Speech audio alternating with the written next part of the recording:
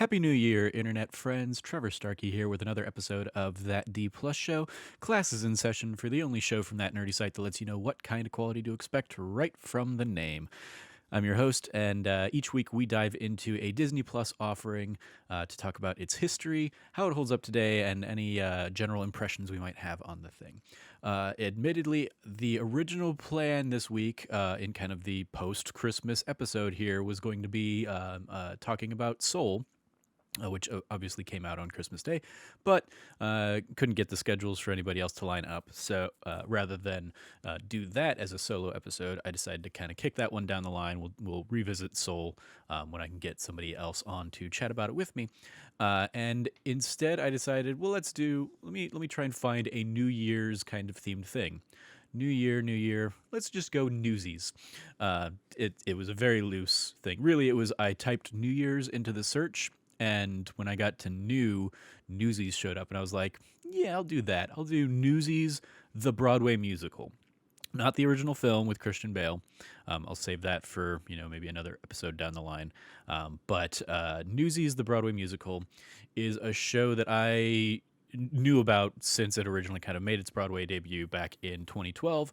I worked at Phoenix Theater here in town at the time, and every year Phoenix Theater would host as kind of a fundraising event.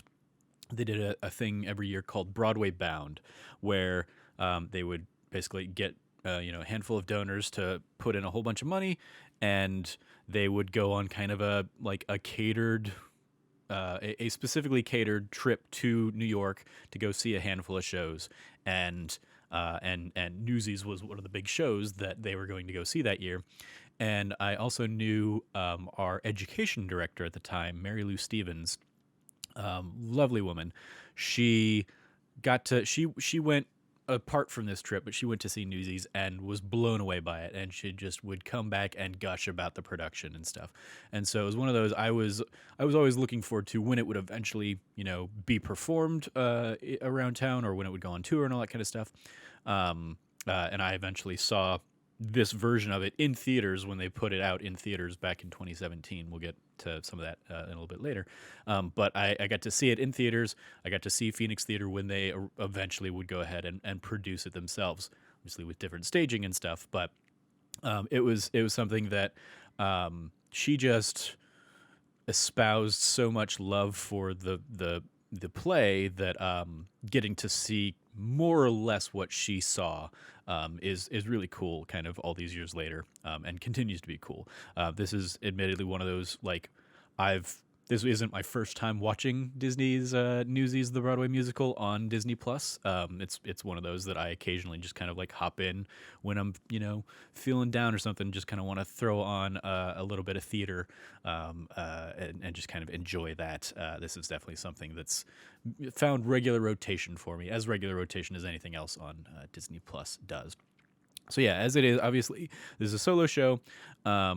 A little bit of housekeeping. If you like what you hear, please remember to rate, review, subscribe, share the podcast with your friends, all that fun stuff. And if you do feel so inclined, you can always help support us on Patreon at patreon.com/thatnerdysite, just like all of our wonderful patrons do, and have helped kind of keep the lights on this year. So yeah, today is all about Disney's Newsies, the Broadway musical. The history lesson here, the film was originally released February 16th, 2017. It was one of those, I've seen a handful of these kinds of movies where it's like, hey, it's what Hamilton did effectively over the summer, but it's the original plan for what Hamilton was, where they kind of recorded the staged version of the show, added a little bit extra kind of camera work and staging to make it more filmic a little bit.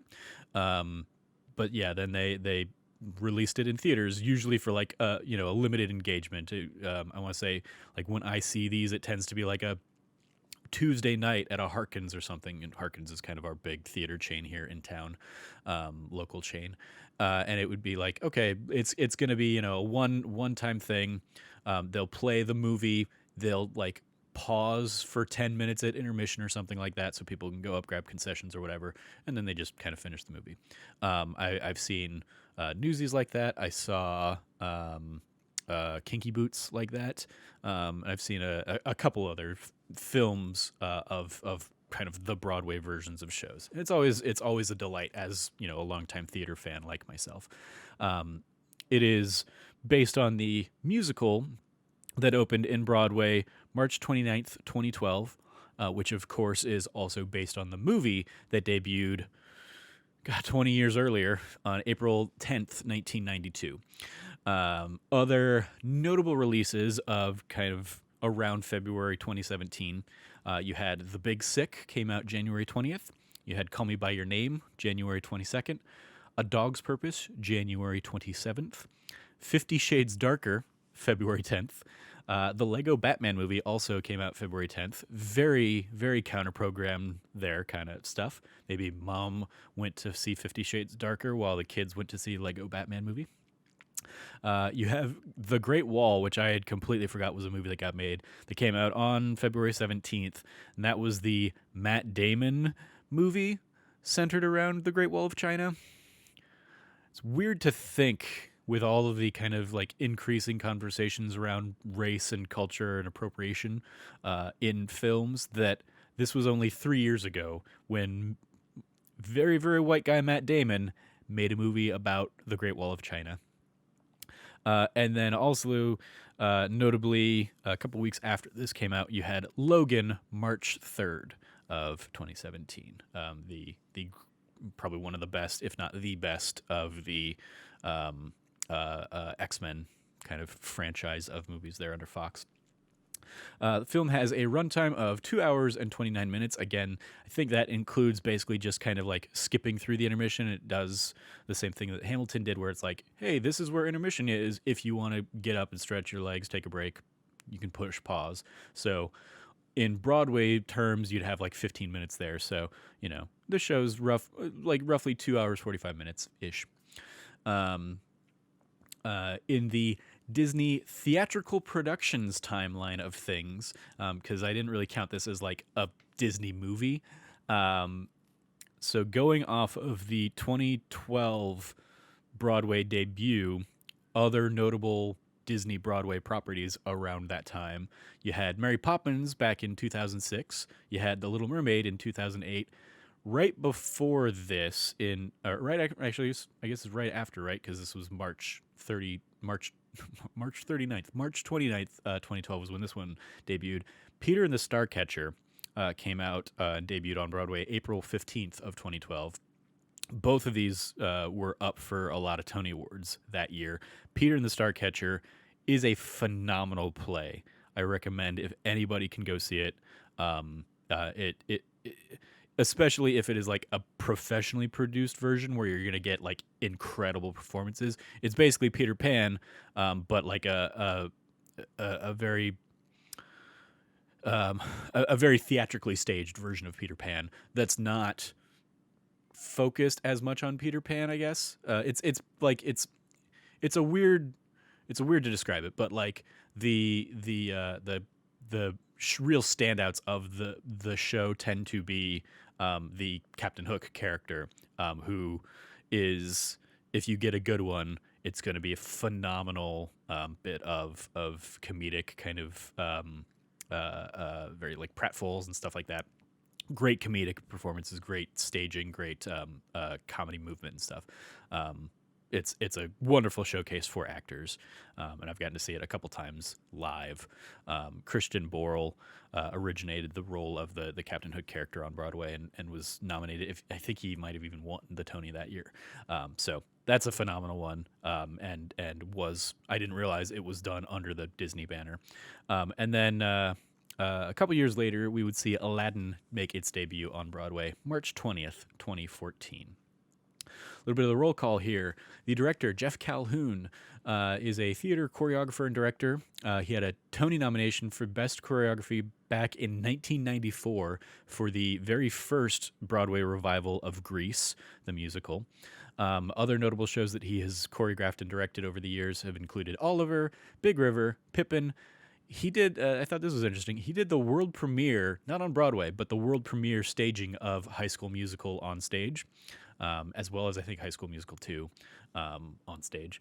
So yeah, he's had a great career, and then obviously came along with this one here. Um, and then Brett Sullivan came in to do like the film director side of this production. He'd also directed Love Never Dies, which is the long after it was desired or wanted or anything like that, the Phantom of the Opera sequel. He also directed Billy Elliot, which is another one I've seen I've seen his Billy Elliot produced on stage around the same time I ended up seeing it like physically produced on stage. He did the film version of Miss Saigon, the 25th anniversary, and then also he did the aforementioned Kinky Boots musical that I mentioned that I saw. God, that was like a year or two ago when I saw that one. And again, I saw it. I saw that one at the movie theater, and then like 6 months later, Phoenix Theater was doing it live, and I went and saw it over there as well.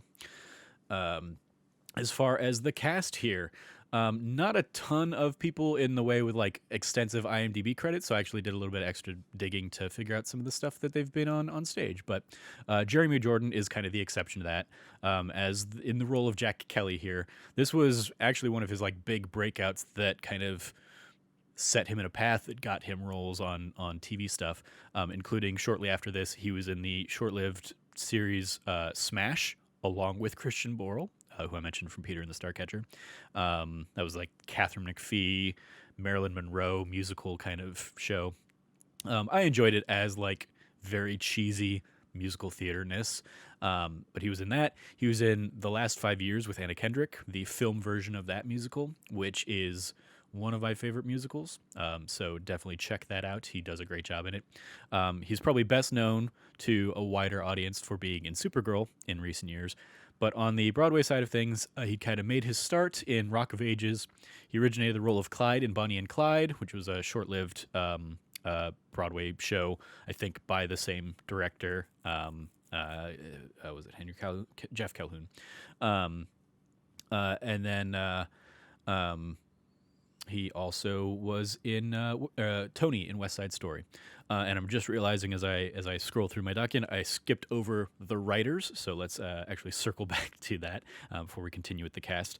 Harvey Fierstein wrote the book for this. Harvey Fierstein, best known to like wider audiences as maybe the gravelly voiced was it brother character in Mrs. Doubtfire? That's where I remember. Like I always go back and think of him. He's also one of the kind of the trio of friends in Mulan, the animated version. But he La Cage aux Folles is probably the real thing that people, or the Birdcage, opposite Robin Williams. He played in that because he originated that character in that role in La Cage aux Folles on Broadway. He did the book for that. And then he also did the book for Kinky Boots, along with Cyndi Lauper, who did the music for that one. And then the film that everything was originally based on, and obviously has a very significant influence on this production, was written by Bob Zudiker and Noni White, a writing duo pair that. This was the original '92 film was their like film debut. They'd done, I think, like an episode of TV or something like that before, but they would go on to write parts for or bits for The Lion King. They did the screenplay, I think, for Hunchback of Notre Dame, Anastasia, Tarzan, and 102 Dalmatians. So shout out to them. Back to the cast, we have Cara Lindsay here playing Catherine. This was the only thing I'd really ever seen her in, that I thought I'd ever seen her in. Turns out she also did like a bunch of national tours of Wicked as Glinda, and I almost certainly saw her based on like when she was doing the tour. I'm fairly certain I saw her as Glinda at least once or twice. So that was really cool. But I loved when I did earlier in the year. I did a few episodes of this show centered around the Disney Family Sing-Along episodes that they had done kind of over the course of the pandemic. And she popped up in the Sing-Along too. And I was excited to see her pop up in that. They did kind of a whole bunch of Broadway Disney family kind of people sang "You'll Be in My Heart" from Tarzan on that one, and she popped up in that along with her husband and I think children, and so yeah, it was really cool seeing her pop up in that because I love her performance in this in Newsies here. Um, Ben Fankhauser, playing Davy here, had also played. He'd been in productions of Spring Awakening as well as Beautiful, the Carole King musical. Andrew Keegan Bulger plays Crutchy. He had been in Mary Poppins on Broadway as well as some of the touring companies, and then he was also in the show Tuck Everlasting on Broadway, or maybe not Broadway, maybe a regional theater production of it, but on stage in Tuck Everlasting. Steve Blanchard playing Joseph Pulitzer here, has been doing this a long, long time. He was back in Camelot back in the day. He was also in Disney's Beauty and the Beast, where he played Gaston, and then he would go on to also play the Beast for a number of years. So he's another one long in the Disney theatrical family of things. So it was cool like learning that and kind of discovering that. Aisha DeHaas plays Meta Larkin here. She had also been in Rent and Dreamgirls. And then lastly, Ethan Steiner playing the little kid Les, had been he was also in A Christmas Story, as kind of a on-stage child performer, as well as in The King and I. So out there kind of doing the child actor on stage thing. So shout out to him. A little bit of trivia here that I pulled in for this. First and foremost, the Tony Awards. This was nominated for 8 awards, won 2. It was nominated for the Best Musical. It lost to the musical Once, which is understandable. Once is one of my very favorite shows. It's another one I've gotten to see when it toured through town. I've gotten to see it when friends performed in it on the Phoenix Theater stage, and it's one that I remember at the same, like it came on tour near the end of my time with Phoenix Theater while I was working there, and once I remember seeing it on the Gamage stage while at the time Phoenix Theater was producing Les Mis, and I remember immediately thinking those two shows should be swapped. Like, Les Mis is such a bigger, grandiose show that it should be on the 3,000 seat stage that Gamage is, and Once would really thrive in the 300 seat theater that the Phoenix Theater had at the time. And sure enough, when they eventually did Once, it was phenomenal. I went and saw it like 2 or 3 times, I think. So shout out to Once. Totally understandable that they ended up kind of cleaning up this year on the musical side of things, because you're going to hear that a lot. It was nominated and lost to Once, including it was nominated for the Best Book of a Musical, where again Harvey Fierstein there was nominated, lost to Edna Walsh. Enda. It said Enda. It might be Edna. I don't know. Walsh for Once. Had Best Performance by a Leading Actor in a Musical, where Jeremy Jordan was nominated. He lost to Steve Kazee in Once. Had the Best Direction of a Musical, where Jeff Calhoun was nominated and lost to John Tiffany for Once. Best Choreography, they actually won this one. Admittedly, choreography isn't Once's strong suit, although it has some cool ideas. But Christopher Gattelli won that one. Best Original Score, it won, which I think is a weird little cheat because so many of the songs from this are not original because they're from a movie from 20 years earlier. But whatever, the Tonys have their own weird little things. But Alan Menken and Jack Feldman won that. Admittedly, Once also has copies songs from its movie inspiration, so can't really fault that. Best Orchestrations, it was nominated. Danny Trube was nominated but lost to Martin Lowe for Once. And then lastly, it was nominated for Best Scenic Design of a Musical. Tobin Ost and Sven Ortel lost to Bob Crowley for, you guessed it, Once. Basically, moral story, if you can see Once when theaters are doing their thing again, go see Once. It's amazing. I love the film version of Once as well, but the stage version, like, escalates everything tenfold for me. Um, Other trivia: due to its overwhelming success at the Paper Mill Playhouse, Disney announced Newsies would be moving to the Nederlander Theater on Broadway for a limited engagement of 105 performances starting March 29th, 2012. After becoming the fastest Disney Broadway show to turn a profit, it was extended even longer and ultimately performed a total of 1,005 performances. So, thing ran a little under 3 years there. So, shout out to just them blowing it away. Christian Bale originally played the lead role of Jack Kelly in Newsies the film in 1992. The film was considered a box office failure at the time, but has since developed a huge fan base and following after being released on home video. Since it was turned into a Broadway production, it has finally received major success. Bale, however, made it very clear in an Entertainment Weekly interview that he has no intention on seeing the new production. He said, quote, "I'm not really into musicals, but I wish them the best, and I'm sure the person playing the character I played exceeded whatever I did, and congratulations to them." So, Christian Bale being Christian Bale there. A little bit of trivia here. Jeremy Jordan, a.k.a. Jack Kelly, Cara Lindsay, Catherine, Ben Fankhauser Davey, Andrew Keenan Bolger Crutchy, Mark Aldrich Seitz, Tommy Bracco, Spot Conlon, John E. Brady, Weasel Wiesel / Mr. Jacoby, and Kevin Carolyn, a.k.a. Nunzio / Governor Roosevelt, all reprised their roles from the original Broadway cast.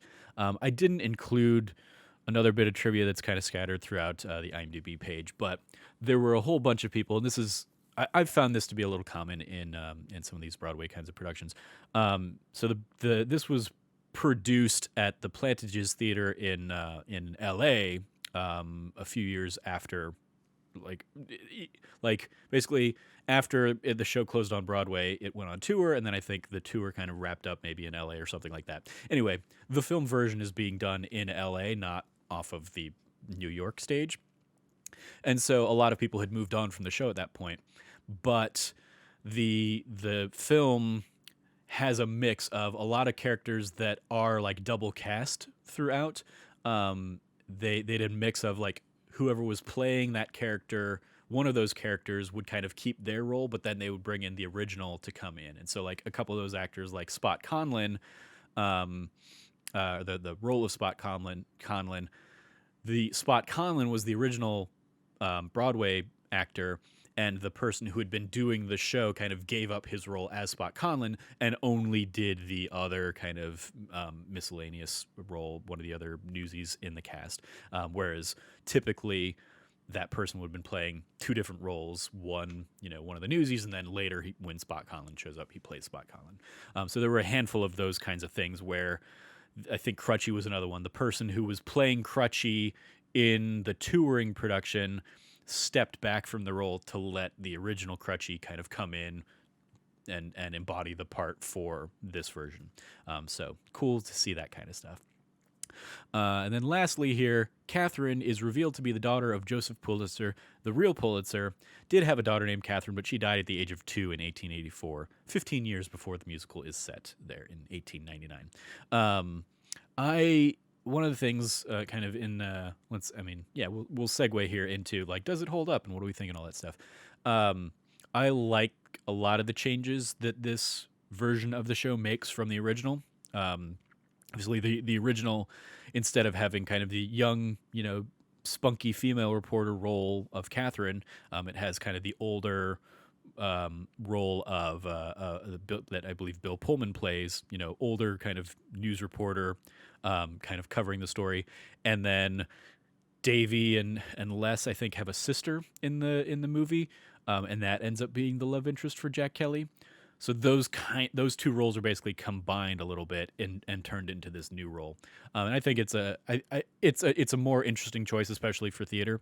At the same time, it very much kind of like exposes personally one of my biggest issues with this production, and you see this a lot on Broadway in general. This show has very few female roles in it, especially compared to the number of male roles in it. And obviously period piece and all that, like the Newsies, the Newsboys, all that stuff. It makes sense that you're not going to have like a ton of females in the show.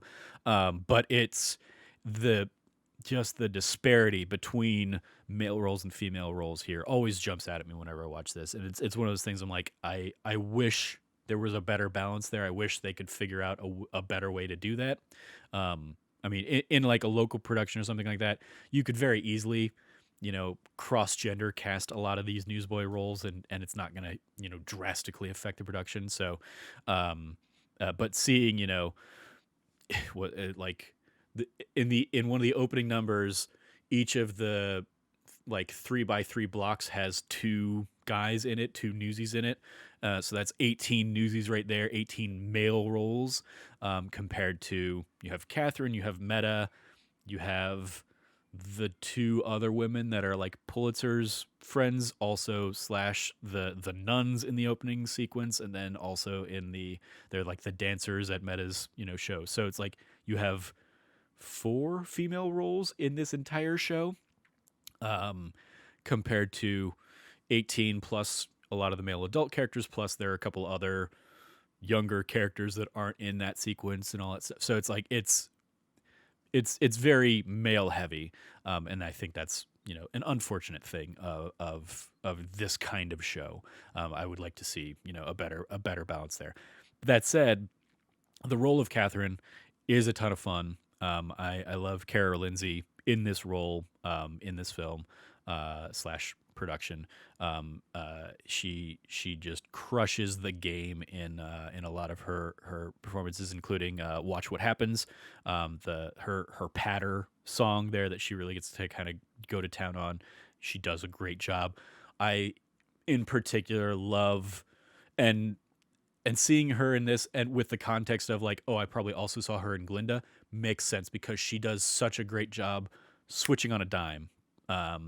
In that number, she'll be very confident, and then like immediately switches to very apprehensive and very kind of timid at this thing that she's about to do or about to attempt to do. I think Jeremy Jordan is great as Jack Kelly. It's one of those things. I didn't realize it until like you get to the curtain call, and now I just kind of laugh about it every time. The fact that like the curtain call is so dance heavy with so many of the like every other newsie basically, apart from like, it becomes very apparent that Jack, Davy, and Les are the acting force and the singing force of the show, but they don't really do too much on the dancing side of things. And so I love that Jeremy Jordan kind of in the curtain call like pokes fun at that a little bit, where he comes out and he does the kick jump and almost stumbles at it, because it's then when I realized, oh yeah, he wasn't really involved in like any of those big dance sequences. He's doing a little bit there, but he is not the dancing showcase that the chorus of men around him are doing. And as if you're watching the video version, like he's not in the sequence to the right of me, that's kind of shown it, that I'm using as like the spotlight image, that is all the Newsies dancing and stuff, because it is like he's doing the acting and the singing heavy lifting there, and letting other people kind of take on the dancing portion of the show. Um, other little bits that I want to just kind of give a shout out to and highlight. I often, when I will watch this show or when I think about it, I'll throw it on my my phone, just kind of listen. Like I'll have the soundtrack and I'll listen to it regularly for a little while. And I always lament that the soundtrack of the show does not include Crutchy's song, because that is one of my favorites in this show. Is Crutchy in the poorhouse, in the child's home, whatever it is, kind of his letter to Jack, slash Santa Fe reprisal a little bit. I just love the somberness and the melancholy, and yet he has such hope in his heart in that song. And Andrew, was it Andrew Keenan Bolger does just a great job conveying all of those complicated emotions in that sequence. I love it. But I mean, like, so many of the numbers of this are just phenomenal. Seize the Day is great. King in New York is a great tap number to kick off Act 2. It's a great it kind of it does that thing that so many great like act two opening numbers do of like, okay, yeah, you went and got your break, you had your drink at the bar or whatever, you grabbed your cookies, like you're back in the show. Let's get you back into the action. Let's like hit the ground running to kind of carry this on, carry the momentum to the end of this show. And that one is great. Like all the boys are beaten up. They're down on their luck, but they see themselves making the front page of the paper. And it's another one that also at the same time highlights the huge disparity in male to female roles, in that Catherine is in there among all the boys as the lone girl, but she's holding her own. And that's another thing. Another thing I love about the Catherine character is she's never the damsel in distress in this. She is the one that's pushing Jack to be better. She fends off his advances in that fun classic kind of like will they won't they nature. But yeah, they have just a great back and forth, great banter between them. So yeah, that's I think that's what I want to highlight here on Newsies. Just a great show. I love I love great theater done really well. And that's what I see when I go and look at Newsies. I certainly, again, have my own personal qualms and issues and things I wish the production handled better from a, more meta sense of things. But it's a great time. And I love getting to see that. I love the way they use dual casting here, similar to how we talked about in many of the episodes of Hamilton that we talked about, like having, some of the actors, a lot of the old, generation of actors that are in Pulitzer's kind of circles, having them kind of double up with a lot of the other roles around the crew is a fun little bit there too. Like Nunzio and Roosevelt, I think is a fun one in particular. So yeah, I think that's gonna do it for this. On the report card, grading it from A+ to F, I give it a solid A.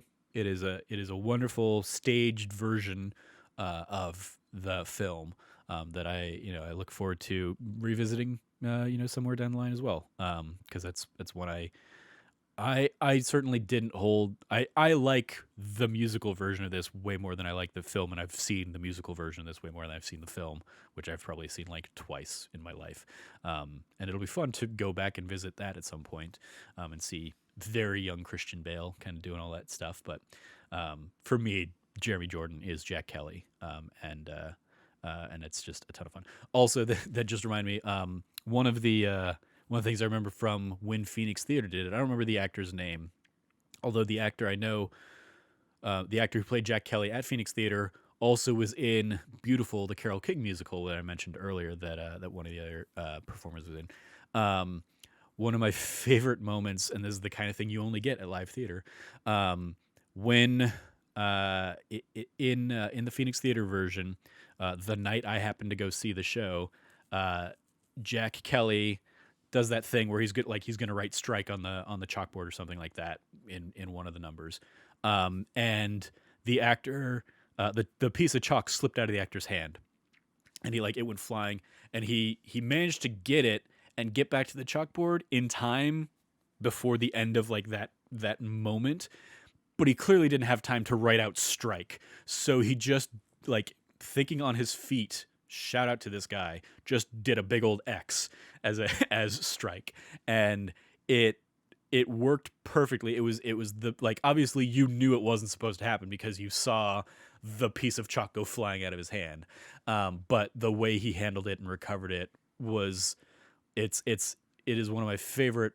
memories of seeing this show live, and it's one of my favorite elements of seeing live theater in general is when something goes wrong, how people handle and recover, and that's certainly a memory that just kind of flooded back to me here at the end here. So shout out to Phoenix Theater's production of Newsies. Shout out to this Broadway run of Newsies, as well as the version that was filmed here from the Plantages Theater. Plantages, I don't know, in LA. So the extra credit on this episode, other suggestions if you like this one, of course, the original film version of Newsies with Christian Bale is on there. Hamilton is also, of course, one of the suggestions here. The Sound of Music, Annie, Encore, which I've done an episode of this show about. Into the Woods is a new one that I think just came to Disney Plus recently. It's not the Broadway staged version of Into the Woods. It is the film version with Chris Pine and James Corden and Meryl Streep and Anna Kendrick, I think, is in that one. Emily Blunt. It's another great. Like I really enjoy it as a fan of Into the Woods, and so it's one I'll definitely have to check out at some point here on Disney Plus. Also recommended are High School Musical, the musical, the series, and then the last little recommendation here is a movie I almost never think about, and certainly I think gets overshadowed by Mary Poppins of the same era. But Bedknobs and Broomsticks, a little shout out to that one. So yeah. In terms of what else am I watching on Disney Plus? Am I watching anything else on Disney Plus? Have I watched it? I mean, obviously Soul, which we will talk about at some point in a future episode. So stay tuned for that. But yeah, that's going to do it for this week's episode of That D Plus Show. A little bit longer than I think my usual solo episodes, but you get me talking about theater, and I can keep rambling as I need to sometimes. So thank you for joining me to hear me talk about my love of this show and whatnot. You can follow me at Trevor J. Starkey on Twitter. You follow everything from us over at That Nerdy Site. Hopefully we have some fun things in store for you here in 2021. I certainly am gonna hope to. One of my kind of New Year's resolutions, I think, and so stay tuned for this, and I'll try and plug it when I have it actually set up in future episodes. I want to be better about bringing guests on. It was one of the original ideas of this show, and I for a while there I had kind of a Google Doc sheet where people could kind of go out and say like, oh yeah, I would love to come on Disney Plus and talk about such and such a thing, and then 2020 happened, and I just got really bad at reaching out and collaborating with people on that. So one of my kind of resolutions, I think, for 2021 is to be better about that. So I think I'm going to try and have a Google form out there again soon. That'll not only be for Disney Plus, but it'll be for kind of all of our podcasts of like, hey, if you want to come on and talk about something on our shows, like we want to try and kind of collaborate and bring new voices on and all that stuff. So, so that is something that stay tuned for that. If you liked what you heard, please like, rate, review, share, subscribe, all that fun stuff. If you're watching on YouTube, hit the bell, subscribe, ring the notification, blah, blah, blah, all that stuff. So you can see, every day when our, new videos go live, all that fun jazz. And if you do feel so inclined, again, you can always help support us on Patreon at patreon.com/thatnerdysite. Thank you for joining me. As always, stay nerdy, be good to each other, and class dismissed.